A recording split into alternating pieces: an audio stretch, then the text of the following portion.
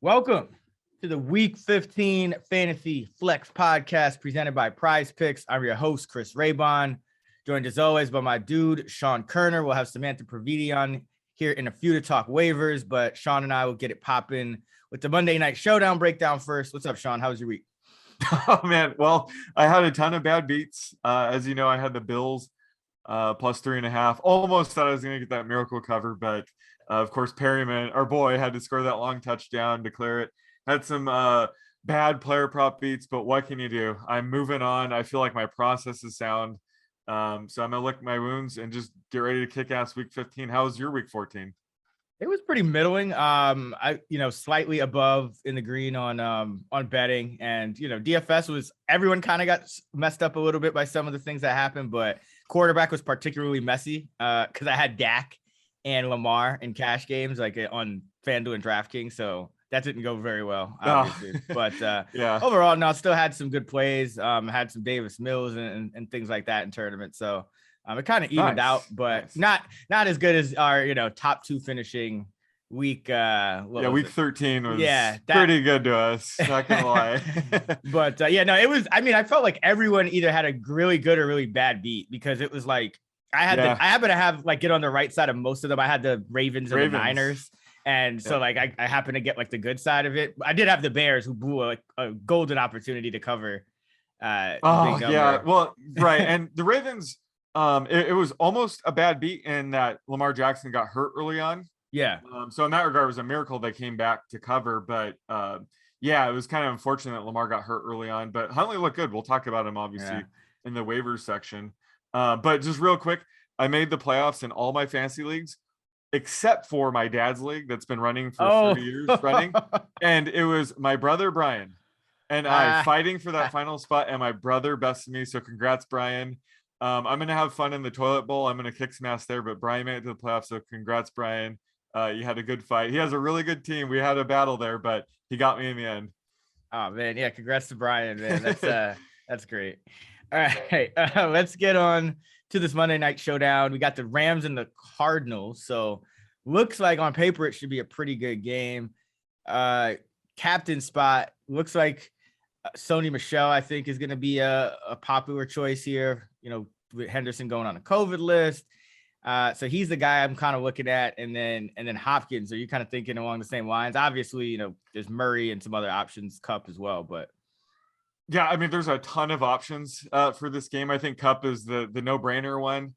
Same with Kyler Murray. I think Kyler Murray makes the most sense in terms of roster construction because, he has 3 or 4 pass catchers you could easily make the case for in your flex. So I like using Kyler in the captain slot, 2 or 3 pass catchers in the flex. And his rushing upside, his ability to score with his legs makes him, really good captain selection. I also like the idea of using James Conner as the captain. Just he could single-handedly break the slate if he gets a couple touchdowns. He's nice leverage against Kyler Murray and all the pass catchers. So I like the idea of using a James Conner captain lineup. And then on the Rams side, I think, I don't know, is Odell Beckham going to be highly rostered or under rostered? Because I think he has the potential to kind of break this slate. He's their main downfield threat right now. So he could catch, long score and break the slate in the captain slot. I just haven't got a good gauge on like if he's going to be highly rostered or not. Do you have any idea it's about tough. that? I think the perception of him is a little bit down lately. So I wouldn't expect, there's just so many options as we're kind of alluding to that. I think Beckham is a good choice. Him, Van Jefferson, guys like that, just because like, if you look at like Kyler Murray, the reason I didn't mention him earlier is because he's so expensive and there's so many other expensive players on a slate that I almost feel like you have to go with one of his pass catchers. If you're stacking, if like the way Kyler's going to probably hit is if it's like him plus like Rondale Moore and like just like the more expensive receivers don't really go off at all. He just gets a lot of rushing scores or something like that. So I think Beckham will be somewhat highly rostered in the like regular spots, but I don't know about the captain spot. I think that's a good spot to kind of go a little bit against the grain and save a little bit of salary. Yeah, that's what I'm thinking too.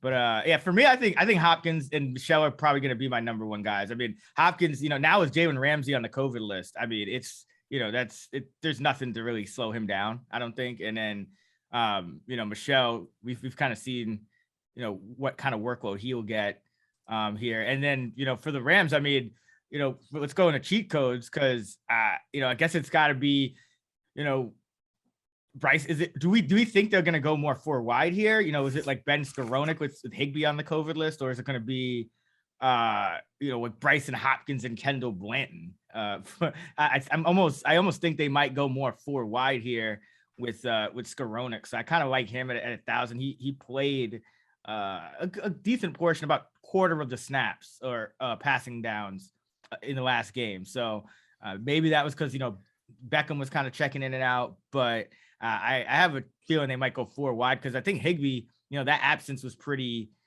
sudden.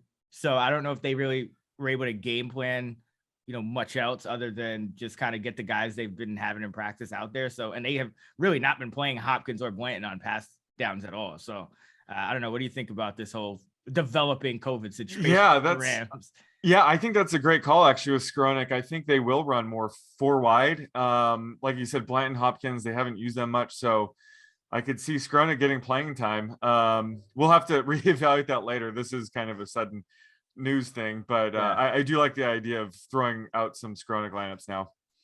Yeah, and this is like, to be clear, like as we record this, we do this a few hours before the Monday Night Football matchup, to kind of get you guys the waivers as quickly as possible and get the preview of the Monday night game. And so like COVID news is kind of just trickling in as we record this. So I don't know if Higbee and Ramsey are even the only guys that may end up on the list. Those are just the 2 that I see, along with Henderson, who was added, I believe it was Saturday, to the list. So and Rob Havenstein, the right tackle. Oh, yep. He's on there as Havenstein. So yeah, it's a mess right now. Yeah, that's a good point. Like Blanton and Hopkins could be close contact. They might have no tight ends. We don't know, but I think Ben Skowronek found some playing time tonight either way. And on the Cardinal side, I'm guessing it's your guy Rondale Moore here. I mean, he's like, I think it was 2,000 in the showdown slate on DraftKings. So that seems like a great price for a guy who, in any given night could finish as the most targeted Cardinal receiver. Absolutely. Rondale Moore all the way for me. The Cardinals are at full strength right now. He might not see over 50% routes run. It's going to be hard for him to find targets, but they do like to manufacture touches for him. And he's the kind of player that can score from anywhere on the field. So, showdown slate like this, he's absolutely worth a flyer because he does have that upside. But yeah, with the like you said, with DeAndre Hopkins at full strength, I wouldn't be surprised if he has a good game tonight. But how can you pass up more at that price? So at 2K, he's definitely one of my cheat codes. And I also like taking a flyer or 2 on an Antoine Wesley, just because these 1-game showdown slates, you have to get unique. You have to have some wild cards. And he's the guy. If either DeAndre Hopkins, AJ Green, Christian Kirk, or Rondale Moore, suffer an in-game setback, they sit out a couple of drives or ruled out for the rest of the game, he's the guy that's going to step in. So he has that path to viability if any one of these receivers gets injured in game. So that's why I like taking a flyer in him. These slates, you kind of have to do that sometimes to take home first place. So might have a lineup or 2 with Wesley in it. Yeah, and I should mention AJ Green as well, because the Rams they're one of the most zone heavy defenses in the league. And Green is actually, among all of the Cardinal pass catchers, Green leads them in yards per route run versus zone coverage at 2.36, according to Pro Football Focus. So this could be an AJ Green game. His snaps have been scaled back a little bit as the season progresses. So it's not, you're still risking like a bagel, obviously, but we're talking tournaments here. Exactly. So it always pops when I see AJ Green leading anyone in anything this point in his career. So, all right, let's get into our waiver segment. And joining us for our Week 15 waiver segment is Samantha Previte of the Action Network. Samantha, what's going on? I'm doing great, guys.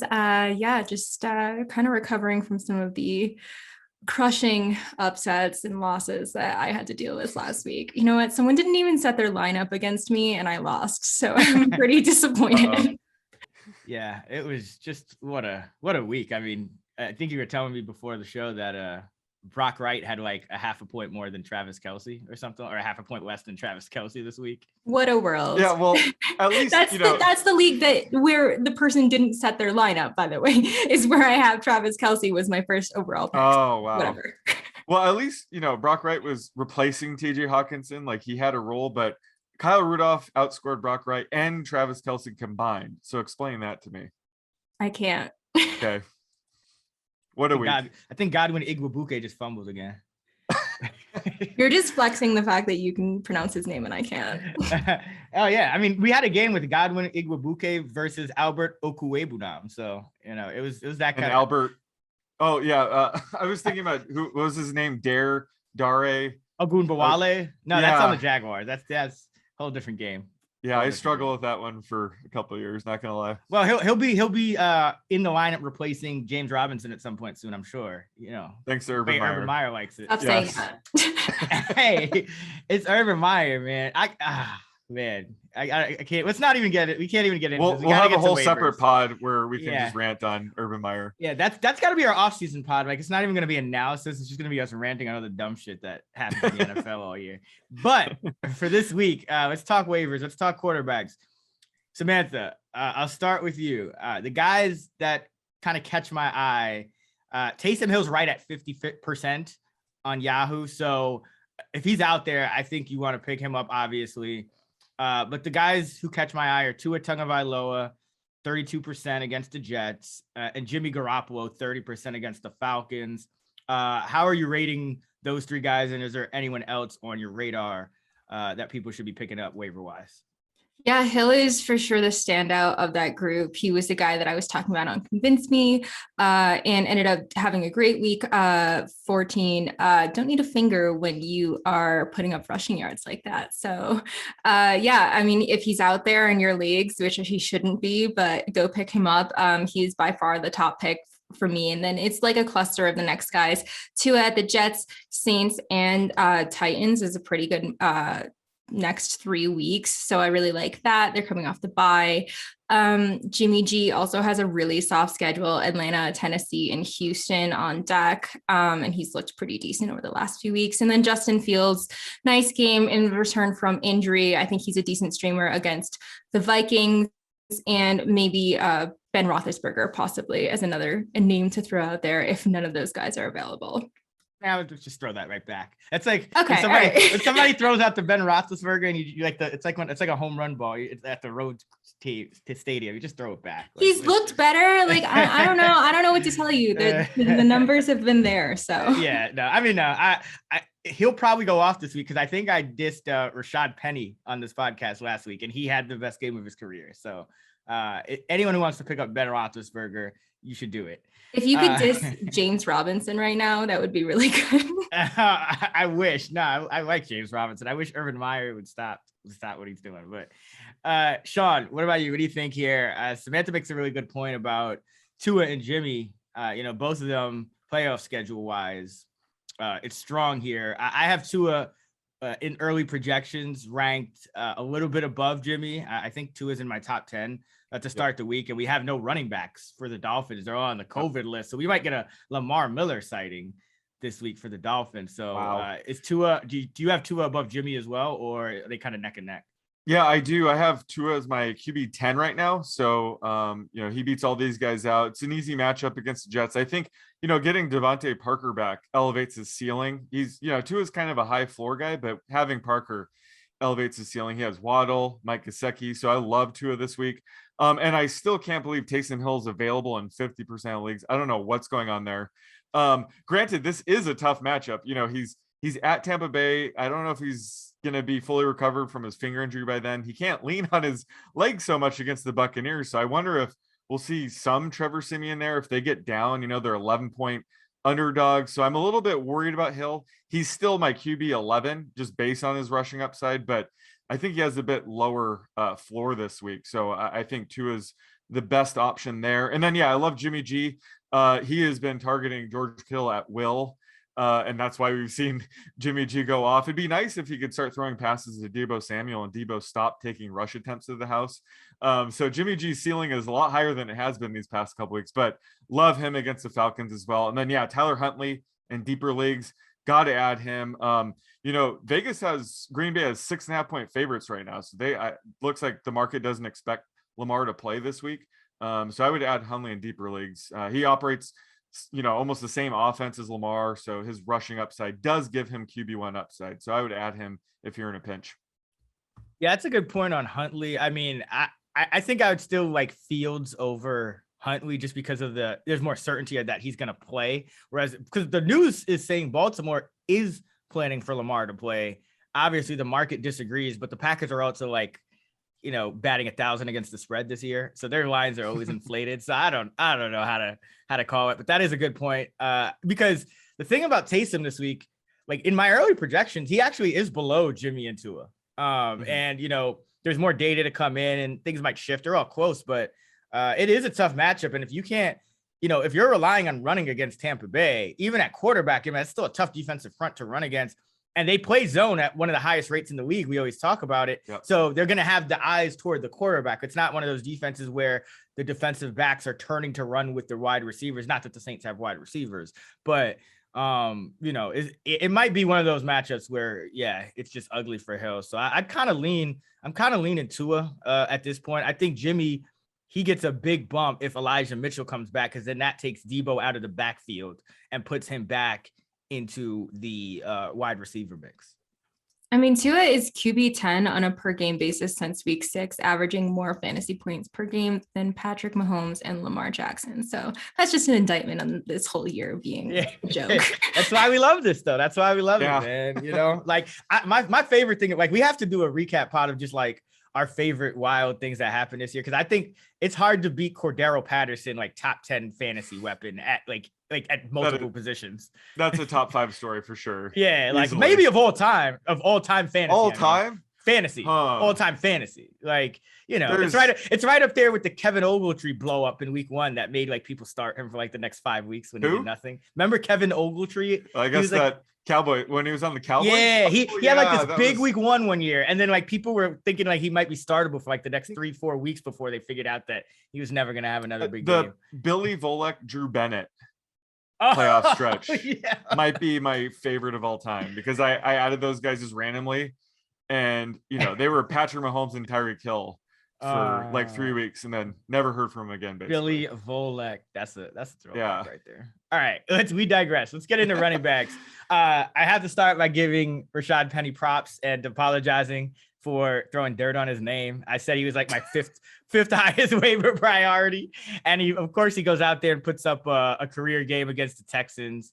It's the Texans. So I guess we should expect that. But Sean, I'll start with you on this one, since you were a little more bullish on Penny than I was. Is he now the top waiver pickup? He's 20% rostered. He's going to the Rams, so completely different type of matchup this week, going from like a 9-point favorite to a 7-point dog. So I think it's a little dicier, but I mean, you're competing with guys like Dearness Johnson with Kareem Hunt likely out. David Johnson maybe with Burkhead getting banged up, or Royce Freeman, who knows. Miami's going to probably be starting like a Lamar Miller or somebody they sign off the street, which if everyone remains out, I guess that would be the top pickup. But is it Penny right now for you as we record this on Monday? Yeah, probably. But, like I said last week, the only reason I liked him is because I said it was a dumpster fire waiver wire week for running back. Week 13 was awesome. That was a holy grail. You shouldn't have any fab left over. You should have the last waiver priority. Week 13 was the time to splurge. And Penny faced the Texans. That's why I like them. So I'm with you. Like this week, I'm not as bullish. They're facing the Rams. Once they get AP back, this could be a murky backfield. They still have Collins. Who knows how they're gonna handle this going forward. But if you're in a desperate spot this week where you need a win, then you have to bid on him. But if you're sitting pretty for the playoffs, I wouldn't go on my way to get Penny just because it's so volatile. And then all the other options, like I can't get excited about Philip Lindsay. I just can't. I can't attack this Texans backfield. I just can't do it. And Craig Reynolds, I'm sorry, I can't do that either. So it's another really, really bad waiver wire in my opinion. So if you're desperate, I think it's only Penny for me. Samantha, I guess same question. I guess Penny is the obvious, so we don't have to spend any more time on him. But after him, because there might there's going to be a lot of competition for Rashad Penny. Like, I guess it's Dearness Johnson. Oh, yeah. Kareem Hunt's looking likely out. Is that kind of how you're feeling, or is there somebody else catching your eye? Yeah, I would say Dearness Johnson and Rashad Penny are kind of in that same tier. Johnson is only 13% rostered right now, and we've seen him perform when that backfield was shorthanded in the past. Then there is a colossal drop off to the next tier of guys. You can roll the dice on any of the Philadelphia running backs, if you so please. Boston Scott at 22% rostered, Jordan Howard at 8% rostered, Kenny Gainwell at 13% rostered. Not really interested in any of those guys, or like the Chargers guys.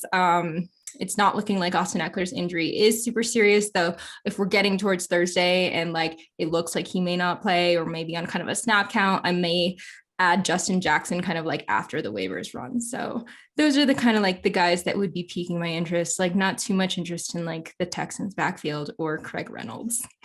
Yeah, I mean, so I think I do think the Texans backfield is worth at least thinking about, because they play the Jaguars, right? So like this could be a positive game script for him. And that's why I'm also interested in whoever Miami signs off the street, because Gaskin, Lindsey, and Salvan Ahmed are all on the COVID list. They all three could end up missing given the close contact situation, which means they probably, I know Duke Johnson's on the practice squad, but I believe those guys go to the same meetings, because they're practicing with the team. Mm-hmm. So this could be a situation where like if Lamar Miller is signed off the street, he could get like 15, 20 touches for this team. So I think that is something to monitor, because they play the Jets at home. Right. So it's like the same kind of situation as Petty last week. It's like you're going against a really bad team. It doesn't really matter, what other situation is. You're probably going to need to give the running back 20 to 25 touches somehow. So I would monitor that Miami situation and monitor the Texans situation with Johnson, Freeman, Burkhead banged up. If Johnson's back, I think he may be in for a big workload against Jacksonville this week. All right, let's go to wide receiver, and bunch of names I'll just kind of throw out. There's a lot of options under 50%. So Samantha, I'll start with you here. Devontae Parker 45%, Sterling Shepard 27%. Parker's against the Jets, Shepard's against Dallas. KJ Osborne 38% at Chicago. Laquan Treadwell 1% owned, going up against the Texans. He's the Jaguars' number one wide receiver at this point. Rashad Bateman came back from the dead to put up a 100-yard game. He's at 36% against Green Bay this week. And then some of the lesser names, probably deeper league guys, but Josh Reynolds is still under 10%. He faces Arizona. Gabriel Davis at 3%. Sanders got hurt last game. He's going against Carolina. You got Jakeem Grant coming off the huge game. Sure, he's earning himself more time. 1% against Minnesota. And Nico Collins finally starting to break out. He's also 1%. So which of those guys kind of catches your eye the most in terms of the priority to add this week? We are really just twisting the knife on Minnesota fans with the Laquan Treadwell comment and Cordero Patterson earlier. But I would say I would go with Devontae Parker at 45%. He's got the best matchup against the Jets, and then they have the Saints and Titans after that. He caught 5 of 5 for 62 yards in his return. I really like KJ Osborne as well, so I would put them in kind of in like the same tier, looking like Adam Thielen will probably miss at least another game with a high ankle sprain. Not official yet, but 38% rostered. So he's out there in a lot of leagues. I actually picked him up in like every league that I could last week and started him in every league that I could. So he scored in back-to-back games. And then, there's kind of a drop off to the next tier of guys. I would say like Amon-Ra, maybe in PPR leagues, because he's got, 2 games in a row with exactly 12 targets. So we're definitely seeing him get peppered with targets, though we could see that drop off a little bit with TJ Hawkinson maybe coming back this week. Rashad Bateman, 100-yard game. I don't even know if he's like doing better because of Tyler Huntley in there, but Kendrick Bourne at 31%. Possibly. I feel like the Colts run defense is really tough, so Jones may need to like air it out a little bit. And then I like Gabe Davis. One guy I'm just gonna say I don't want anything to do with is Robbie Anderson. He's just like, as a Carolina Panthers fan, like I can't fall into this like honeypot here. So he's just a guy that like comes out of like, he's like a zombie. He comes out of nowhere to just drop a like really big game, and then you'll never see him again for like the next 5 games. Yeah, kind of like the Panthers quarterbacks. Yes. Sean. We might get Sam Darnold this week. So. Oh, you need it. I never thought I would say this, but you really need him. You really need it. Like PJ Walker, please just stop. I don't watch the game. I watch Red Zone, and I never see them on Red Zone, so kind of works out. And yet they still didn't go under yesterday. So yeah, I'm salty about that. But Sean, same question for you: Parker, Shepard, Osborne, Treadwell, Bateman, Reynolds, Davis, Grant, Collins. Which number of those guys are you looking at the most? I think Devontae Parker is the clear favorite target for me. I mean, he's put up solid numbers whenever he's been active this year. The problem has being, active, but he's had 4 more catches in every single game this year. I feel like he's Tua's main red zone target. So love Parker's like floor and ceiling combo right now. So he's my top pick. I'm surprised that Amon-Ra St. Brown's available in 88% of leagues right now. I don't know what's going on there, but he should be rostered in most leagues, especially like Samantha said, PPR leagues. He just provides a high floor. Although with TJ Hawkinson likely coming back this week, I wouldn't expect 8 catches again this week. KJ Osborne, again, if Adam Thielen's ruled out, love him as like a wide receiver 4 flex kind of play. But I think the guy with the most upside is fantasy flex favorite, Gabe Davis, because, if Emmanuel Sanders, if this knee injury keeps him out this week, Gabe Davis has, wide receiver 3 plus upside.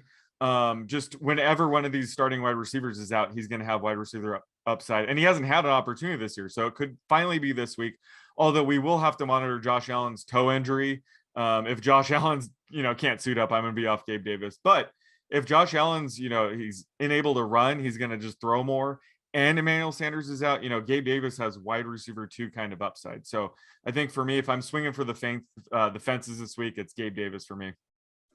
Yeah, and even before Sanders got hurt, Gabe Davis was in on that last pivotal play against New England where they were in the red zone. They took Sanders out and put Davis in. So I think he was kind of trending up a little bit prior. But for me, I think it's Parker a clear number 1. I would say Treadwell is a clear number 2. Laquan Treadwell would be the second guy for me. He's got 3 straight games of 4 catches and 50 plus yards. He's running just as many routes as Marvin Jones and more routes than Laviska Shenault. So he's essentially the Jaguars like either number 1 receiver or 1B to Marvin Jones at this point. And they're playing the Texans. Texans have had a pretty decent pass defense, but if you can get 4 catches or more from anyone at this time of the year, I think if you need it, you take it here. A lot of these other guys are kind of like high upside, low floor. I think Treadwell gives you somewhat of a floor at this point, just because there's really not a lot of guys that catch passes on the Jaguars. I mean, their tight end is done for the year, and Dan Arnold, Shenault isn't really getting playing time. Jones is really struggling to consistently get targeted, especially against zone coverage.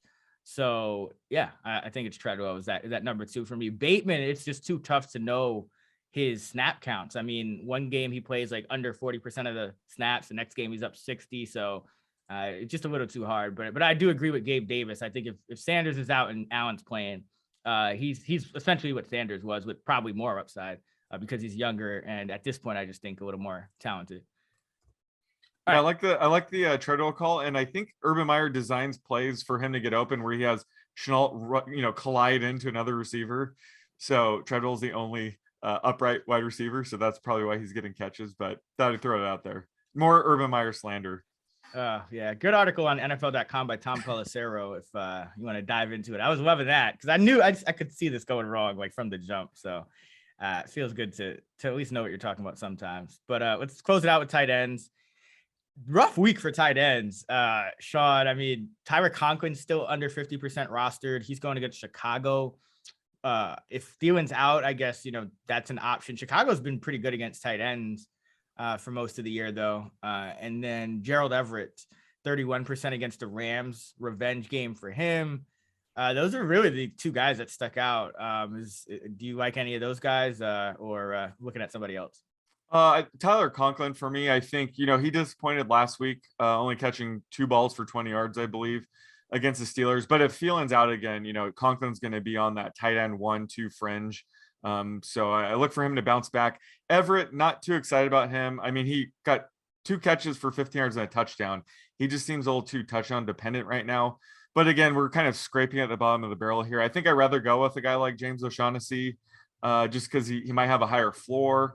And Brevin Jordan, we've been talking about him a lot the past couple of weeks. I just think if you're going that deep at tight end, go with the highest upside. I think Brevin Jordan has the highest upside. He's looked really good, and Texans are sort of in evaluation mode right now. So I think his upside is probably higher than ever right now, but I don't like any of these guys at the bottom. So it's Conklin all the way for me. Samantha, what about you? Yeah, I'm going to trust the process here with Conklin as a guy that I was recommending last week as well. Disappointing to have 2 targets for 20 yards. But to your point, if Thielen misses this game, I still think he could see more targets. Everett would probably be next, but it's like, he's not exciting. And then there's like a whole group of guys that are just like, they had good games like Alberto, but I don't think that that's like something that we can expect to replicate all the time. Austin Hooper, I would say maybe if Harrison Bryant and Dave Njoku miss the game again for COVID and injury reasons, I would definitely say that Hooper would be a good add at 41% rostered. But yeah, I mean, it's not a good week for tight end or running back for that matter. Yeah, it's tough out there, but Conklin is the only guy in my early projections. He's in the top 12, and then Everett's, I think, 16th. So you just got to roll with Conklin. That's assuming Thielen's out. If he's not, then all bets are off. But that's going to wrap it up for our Week 15 Fantasy Flex Waiver Podcast presented by PrizePicks. Samantha, thank you for joining us. Tell the people what you're up to and where they can find you. Thanks for having me again, guys. Yeah, I'm on Twitter at Samantha NFL, and you can find all my written work on actionnetwork.com. And I'm on this podcast 3 times a week. I guess this will be the last time 3 times a week, but yeah. Yeah, thank you again for joining us, Samantha. As you guys know, you can find Sean on Twitter at @_oddsmaker. You can find me at Chris Raybon, and you can find us at those same handles in the free award-winning Action Network app. Be sure to check actionnetwork.com for our fantasy football content rankings, projections, and fantasylabs.com for our DFS content, tools, and models. Until next time, let's get this money.